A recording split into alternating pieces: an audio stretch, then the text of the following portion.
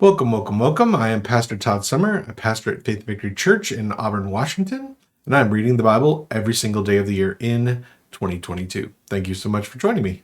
Today we're going to be reading the Bible, and we're going to be covering some of the Proverbs of Solomon. So let's get to it. So today's verses are Proverbs 25, Matthew 11, 20 through 30, and Leviticus 13. Proverbs 25, more Proverbs of Solomon. These are more Proverbs of Solomon, compiled by the men of the Hezekiah king of Judah. It is the glory of the Lord to conceal a matter. To search out a matter is the glory of kings.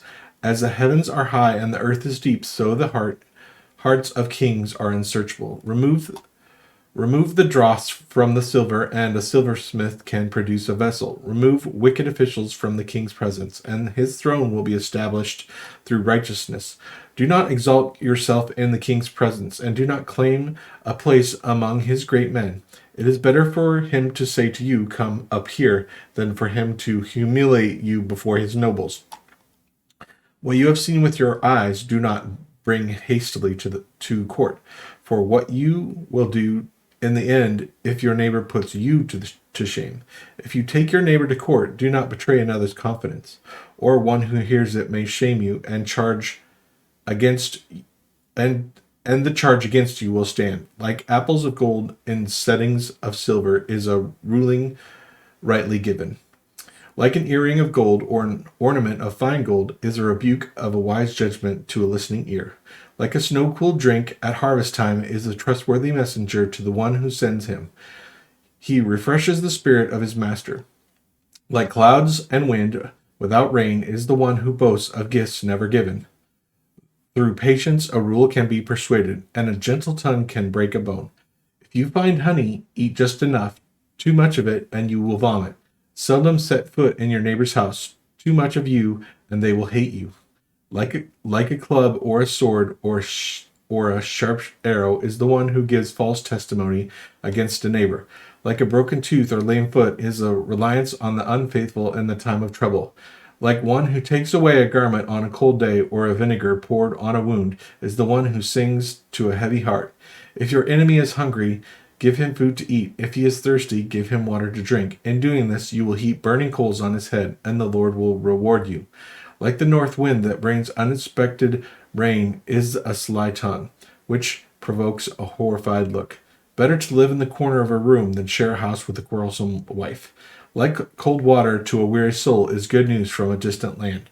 Like a muddied spring or polluted well are the righteous who give way to the wicked. It is not good to eat too much honey, nor is it honorable to search out matters that are too deep. Like a city's walls are broken through a person who lacks self-control. Matthew 11:20 through 30. Woe to the unrepentant towns. Then Jesus began to denounce the towns in which most of his miracles had been performed because they did not repent. Woe to you, Chorazin! Woe to you, Bethsaida! For the miracles were performed in you had been performed in Tyre and Sidon. They would have repented long ago in sackcloth and ashes. But I tell you, it will be more bearable for Tyre and Sidon on the day of judgment than for you. And for Capernaum, will you be lifted to the heavens? No, you will go down to Hades. For if the miracles that had been performed in you had been performed in Sodom, it would have remained to this day. But I tell you that it will be more bearable for Sodom on the day of judgment than for you. The Father revealed his Son. At that time, Jesus said, I praise you, Father, Lord of heaven and earth, because you have hidden these things from the wise and learned and revealed them to little children. Yes, Father, for this is what you were pleased to do. All things have been committed to me by my Father. No one knows the Son except the Father, and no one knows the Father except the Son, and those to whom the Son chooses to reveal him. Come to me, all who are weary and burdened, and I will give you rest.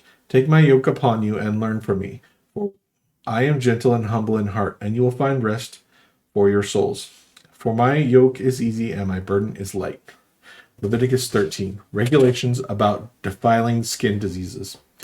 The Lord said to Moses and Aaron, when anyone has a swelling or a rash or a shiny spot on the skin that may be a defiling skin disease, they must be brought to Aaron the priest or to one of his sons who is a priest. The priest is to examine the sore on the skin, and if the hair in the sore has turned white, and the sore appears to be more than skin deep, it is a defiling skin disease.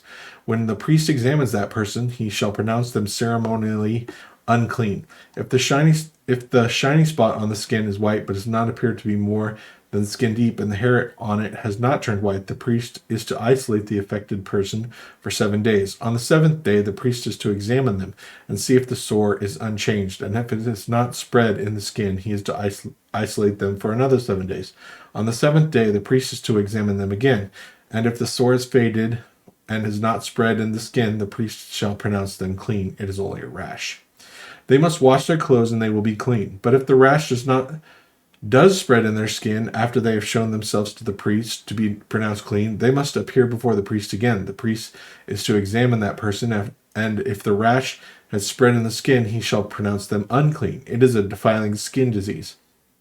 When anyone has a defiling skin disease, they must be brought to the priest. The priest must examine him, and if there is a white swelling in the skin and that has turned the hair white, and if there is raw flesh in the swelling, it is a chronic skin disease, and the priest shall pronounce them unclean.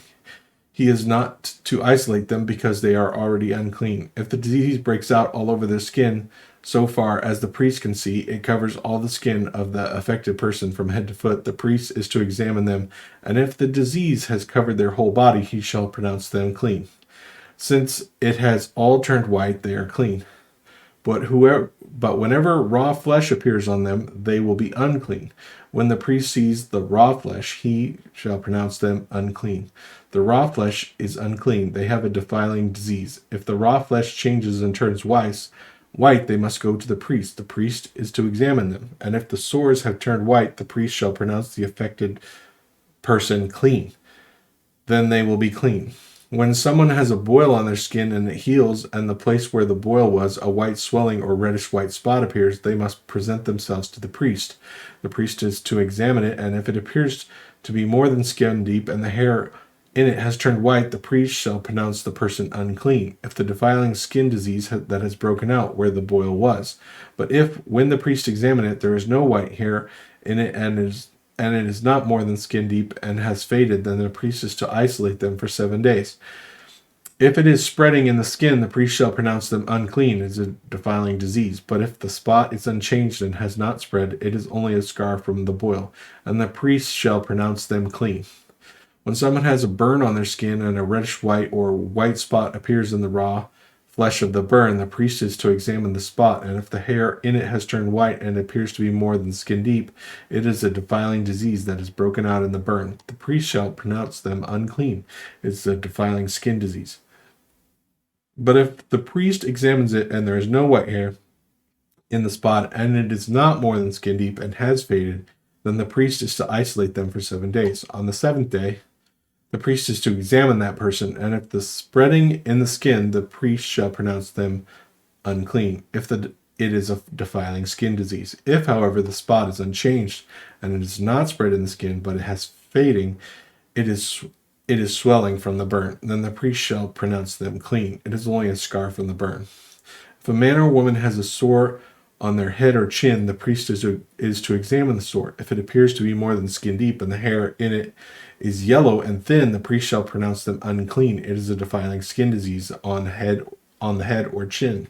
But if the priest examines the sore and it does not seem to be more than skin deep and there is no black hair in it, then the priest is to isolate the affected person for 7 days.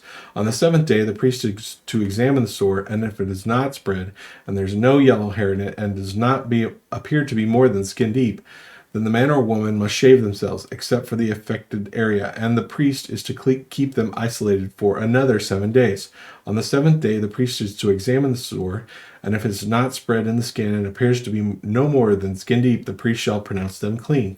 They must wash their clothes, and they will be clean. But if the sore does spread in the skin after they are pronounced clean, the priest must examine them, and if he finds the sore has spread to the skin, he does not need to look for yellow hair. They are unclean. If, however, the sore is unchanged so far as the priest can see, if black hair has grown in it, the affected person is healed.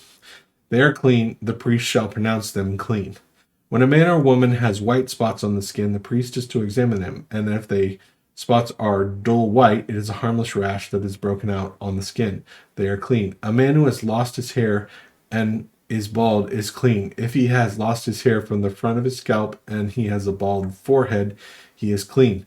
But if he has reddish white sore on his bald head or forehead, it is a defiling disease breaking out on his head or forehead.